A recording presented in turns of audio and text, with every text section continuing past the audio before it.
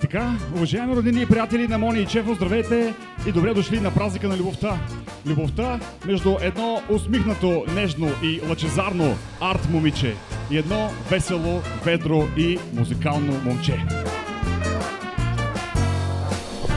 Преценяш да се реče? Ами не, аз за нищо не знам. Тя има огромно сърце, изпълнено с много любов. И когато разбрах, че тази любов ще бъде насочена към моя приятел Стефан, аз бях напълно спокоен. Преди години, когато рок-н-рол беше мал и да се свири на китара не беше още зарая. Обожавам всеки път, който ми е много трудно, че хващаш китарата и ми пееш на Тодор Колев за чистачките, който знае. Стефан певец световно непознат. Ти си най-красивото и вълшебно нещо в моя живот. Благодаря ти, че ме направи твоя съпруга. За мен е чест. Много те обичам. И сега, когато идва края на песента. На тези двамата младоженци наистина любовта и брака им ще бъде само музика.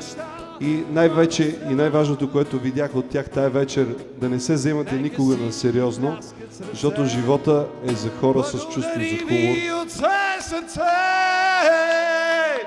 Благодарим ви, Стефан и Мони, за това, че ни събрахте тук, наистина. Блажени години, рок-н-рол ваше.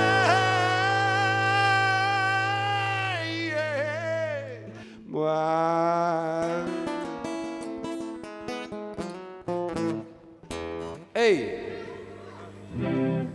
Добре, песента, която всички разбрахте, песента за чистачките.